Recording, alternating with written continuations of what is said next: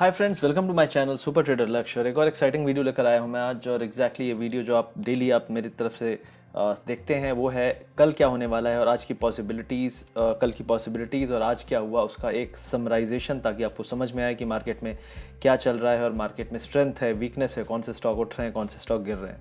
तो सबसे पहले हम बात करेंगे आज के इंडेक्स की। तो आज Nifty bank Nifty gap up खुले, काफ़ी बड़ा गैप अप था, ऑलमोस्ट 140 पॉइंट ऊपर था निफ्टी एक टाइम पे, लेकिन वहाँ से पूरा ये गिव अप कर दिया इसने गेन और माइनस में बंद हुआ है। और सबसे बड़ा सरप्राइजिंग आज के दिन इसलिए था क्योंकि आप देखेंगे तो यूएस के फ्यूचर्स प्लस में हैं। आप देखेंगे यूएस के जो फ्यूचर्स हैं वो 500 पॉइंट ऊपर हैं। तो डेफिनेटली इसके कारण हमारा मार्केट उठना चाहिए था। हम फ्राइडे को भी गिरे थे, हमारा मार्केट फ्राइडे को भी गिरा था, उसके बाद भी हमें एक बाउंस देना चाहिए था। वो बाउंस तो आया लेकिन वो सर्वाइव नहीं कर पाया। तो आज हमारे मार्केट ने क्लियरली बता दिया कि वो बहुत वीक है और लोकल फैक्टर्स जो हैं वो ज़्यादा वेट कर रहे हैं। और ये एक बहुत बड़ा रीज़न है कि आज आप देखेंगे कि हमारा मार्केट ऊपर उठा, एक बार डिप आया, थोड़ा सर्वाइव करने की कोशिश किया, लेकिन फिर गिव अप कर दिया इसने लास्ट में पूरे गेन। और जब ये गिव अप कर रहा था गेन, तो इस टाइम पे यूएस फ्यूचर्स में कोई भी डिफरेंस नहीं आया था, वो स्टिल ऊपर था। तो इसका मतलब है लोकली हमारे यहाँ कुछ प्रॉब्लम है और हमारे यहाँ जो इन्वेस्टर्स हैं वो लोकली कोई प्रॉब्लम है जिसको फैक्टर इन कर रहे हैं। और डेफिनेटली अगले एक हफ्ते ये प्रॉब्लम हावी रहने वाली है, एक्सपायरी पे भी और एक्सपायरी के बाद भी। और सबसे बड़ी चीज़ है ये मंथली एक्सपायरी है, तो इसमें आपको थोड़ा कॉशन भी रखना है क्योंकि मार्केट बहुत जल्दी बदल सकते हैं किसी भी तरह से, तो इसलिए आपको कॉशन रहना है। अब हम बात करेंगे गेनर्स और लूजर्स की। तो सबसे पहले आप देखेंगे गेनर्स में, तो लूजर्स में हम देखेंगे भारतीय एयरटेल। इसका सबसे बड़ा रीज़न था कि प्रमोटर अपना स्टेक सेल कर रहे हैं। तो इसके बारे में थोड़ा डिटेल में भी मैं बात करूंगा कि इसके कौन से लेवल्स हैं जहां पे आप इसको एक्यूमुलेट कर सकते हैं। लॉन्ग टर्म के लिए बहुत अच्छा स्टॉक है, लेकिन शॉर्ट टर्म के लिए जब इतनी बड़ी रैली आ चुकी है तो डेफिनेटली एग्जिट करने में कोई बुराई नहीं थी। और 600 620 के 610 के आसपास ये सर्वाइव नहीं कर पा रहा था। और उस टाइम पे पहले हमने सोचा था ये एक ब्रेकआउट दे सकता है 625 640 तक, लेकिन जब सर्वाइव नहीं किया 1 2 3 दिन, तो हमने ये मान लिया कि एक डिप इसको ज़रूरी है। और वो डिप हमने बात भी की थी अपने लाइव पे कि एक डिप आ सकता है इसका 550 560 65 के आसपास, और आज वो डिप हमने देखा। इसका रीज़न प्रमोटर स्टेक सेल नहीं भी होता फिर भी एक डिप इसमें आ सकता था।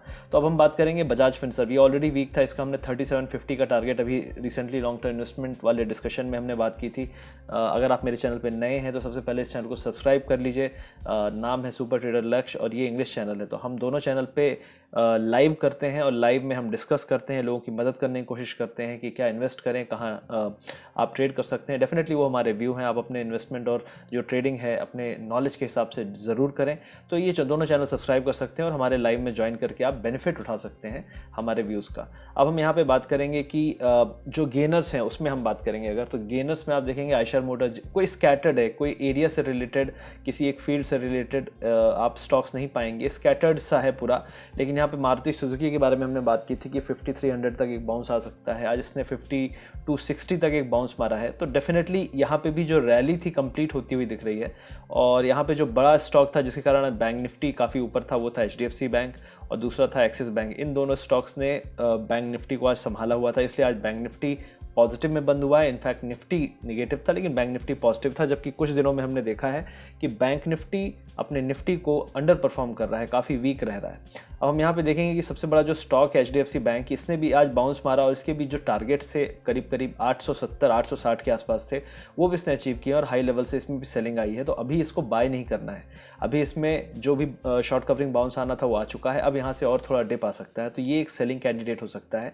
और आप अगर यहाँ पे जाएंगे देखेंगे तो आईटीसी सबसे बड़ा स्टॉक था जिसने आज भी मार्केट को उठाया, सबसे बड़ा कंट्रीब्यूटर था। दूसरा एचडीएफसी बैंक था। तो अगर आप यहाँ पे डिस्प्ले देखेंगे कि कंट्रीब्यूशन किसका था, तो आईटीसी एचडीएफसी बैंक अकेले ने करीब 30% निफ्टी को उठाया है, जबकि निफ्टी माइनस में है। तो आप देख सकते हैं कि लूजर्स में बहुत बड़े बड़े स्टॉक हैं। भारतीय एयरटेल आज अब काफ़ी बड़ा स्टॉक हो चुका है, मार्केट कैपिटलाइजेशन इसका टॉप 10 में 5वें नंबर पे आ गया है। टीसीएस भी टॉप 10 में आता है, ये भी आपका 17 पॉइंट्स। तो ये 2-3 स्टॉक्स थे, मेजर थे। आईटी में काफ़ी सेलिंग आई है, रिलायंस और एचडीएफसी में काफ़ी सेलिंग आई है। तो इस तरीके से आप देखेंगे कि ओवरऑल बजाज फिनसर्व और बजाज फाइनेंस, ये दोनों ट्विंड्स हैं, इसमें भी काफ़ी सेलिंग आ रही है। तो ये धीरे धीरे इसको ड्रैग कर रहे हैं। आज का दिन कमज़ोर नहीं था लेकिन ये दिखा रहा है कि हाई पे हम ओपन होकर सर्वाइव नहीं कर पाए। तो डेफिनेटली ये एक निगेटिव है और ये निगेटिव आगे भी रह सकता है कि अगर कोई बाउंस आता है तो डेफिनेटली उसको सेल करने के लिए लोग जल्दी आएंगे। और मंथ एंड एक्सपायरी है तो डेफिनेटली आपको यहाँ पे कॉशन रखना है। अब हम बात करेंगे यहाँ पे कि ग्लोबली क्या चल रहा है। तो ग्लोबली अगर आप देखेंगे कि डेफिनेटली यहाँ पे जीपिंग बहुत कुछ बोल रहे हैं, और डेफिनेटली हांगकांग का जो इशू है वो भी हीटअप है, वहाँ पे प्रोटेस्ट हो रहा है। और दूसरी चीज़ है कि बहुत सारे लोग सेकेंड वेव की बात करने लगे हैं। आप यहाँ पे देख सकते हैं वुहान जहाँ से ये वायरस स्टार्ट हुआ था, उसने 12 दिन में बहुत ज़्यादा, ऑलमोस्ट आई थिंक मिलियंस में टेस्ट किए हैं। 12 दिन में मिलियंस टेस्ट किए हैं। तो वो जो टेस्ट किए हैं इन लोगों ने क्यों किए हैं? तो डेफिनेटली चाइना पहले भी छुपा रहा था, अभी भी छुपा रहा है, क्या पता ऑलरेडी वायरस आ चुका है सेकेंड वेव। तो ये बहुत सारे क्वेश्चंस उठ रहे हैं, और ये क्वेश्चन आएंगे दोबारा, डेफिनेटली आएंगे। चाइना ने शुरू में भी हाइड किया था, अभी भी हाइड कर रहा है। ट्रंप डेफिनेटली इग्नोर करने की कोशिश कर रहा है, क्योंकि उसको अपनी प्रेसिडेंसी के लिए चुनाव जीतना है, तो उसको इकोनॉमी को दिखाना है, स्टॉक मार्केट को ऊपर दिखाना है। तो ये सब चल रहा है। तो डेफिनेटली इसमें रिस्क सेकेंड वेव का बढ़ता जा रहा है, और इस पर आपको ध्यान देना है। अब हम बात करेंगे यहाँ पे कि भारतीय एयरटेल में एग्जैक्टली जो चीज़ मैंने बात कही थी। तो भारतीय एयरटेल अभी बाउंस हुआ था करीब 600 के ऊपर। तो 600 के ऊपर सर्वाइव नहीं किया 600, क्योंकि ये इसका ऑल टाइम ब्रेकआउट है, ठीक है, मल्टी ईयर ब्रेकआउट है। तो डेफिनेटली सर्वाइव नहीं किया, वहाँ से कंसोलिडेशन आया, और ये स्टेक सेल की भी खबर आई। अब ये कहाँ तक इसको हम बाय करें? अगर हम लॉन्ग टर्म इन्वेस्टर हैं तो 540 के आसपास इसको हम बाय कर सकते हैं सबसे पहले। और अभी जो कंसोलिडेशन है वो 560 से लेके 540 के बीच में होना चाहिए। अगर ये रेंज में ये सर्वाइव कर जाता है, तो जब मार्केट पॉजिटिव होगा, थोड़ा सा भी मार्केट में पॉजिटिविटी और स्टेबिलिटी आएगी, तो यहाँ से भारतीय एयरटेल एक बहुत बड़ा अगला ब्रेकआउट दे सकता है। तो इस रेंज को आपको देख के रखना है। 540 के नीचे नहीं जाएगा, और 560 के बीच में यहाँ पे कंसोलिडेट करेगा, और डेफिनेटली यहाँ से ब्रेकआउट होने के चांसेस होंगे। और अगर 540 तोड़ दे तो फिर आप इसको एवरेज मत करिए लॉन्ग टर्म इन्वेस्टमेंट के लिए, फिर आप वेट करिए 500 के लेवल को। तो ये रहेगा मेरी राय भारतीय एयरटेल के बारे में। अब हम बात करेंगे निफ्टी बैंक निफ्टी के बारे में। तो निफ्टी एक ट्रेंड मैंने बनाया था, वो ट्रेंड अभी भी फॉलो कर रहा है, इसको ब्रेक करने की कोशिश नहीं कर रहा है निफ्टी बैंक। और अब जब तक इसके नीचे रहेगा तब तक हम इसमें बुलिश नहीं हो सकते। और आप देखिए हर बाउंस को सेल मिल रहा है।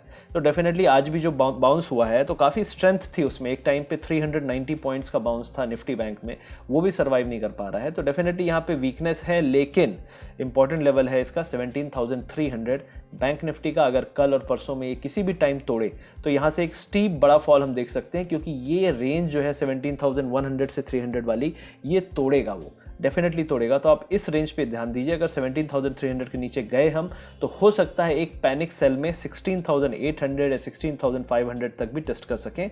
ओवरऑल मेरा जो लास्ट टाइम का इसका सपोर्ट था 16,200, वहां तक का टारगेट है, और मोस्ट प्रॉब्ली ये आ जाना चाहिए कुछ दिनों में। मैं नहीं कह सकता 1-2 दिन में, लेकिन कुछ दिनों में आ जाना चाहिए। और ये ब्रेक होने का भी है, क्योंकि अगर हम इस ट्रेंड को फॉलो कर रहे हैं तो अगला बॉटम हमारा करीब 15,600 पे बनता है। लेकिन क्योंकि हमारा पुराना लो भी था 16,200 पे, तो एक बार पुराने लो से बाउंस आ सकता है। तो ये निफ्टी बैंक में मेरा एनालिसिस था। अब निफ्टी की हम बात करेंगे तो निफ्टी में भी सेम चीज़ है, ट्रेंड को फॉलो कर रहा है। वॉलेटिलिटी है, आज जैसे बाउंस हुआ, काफ़ी बड़ा स्ट्रॉन्ग सेशन था मॉर्निंग में, लेकिन फिर पूरा गिव अप कर दिया इसने। और यहाँ पे आप देखेंगे एग्जैक्टली 8980, ठीक है, तो 9040 पे हम क्लोज हुए हैं। 8980 ब्रेक होता है तो हम डेफिनेटली यहाँ पे जाएंगे 8800 तक, 8840, 8860 तक। और 8800 का लेवल 2-3 बार से सपोर्ट की तरह काम कर रहा है। आप यहाँ देख सकते हैं, सपोर्ट लिया, दोबारा सपोर्ट लिया, 3 बार सपोर्ट लिया। अब अगर ये एरिया पे हम गए तो डेफिनेटली ब्रेक हो सकता है, और ब्रेक हुआ तो 8550 का लेवल जो है अगला टारगेट हो सकता है निफ्टी 50 में। और किसी भी केस में अगर ये जो ट्रेंड लाइन है, तो ट्रेंड लाइन आप देख सकते हैं कहाँ पे एग्जैक्टली हम 9046 पे हैं।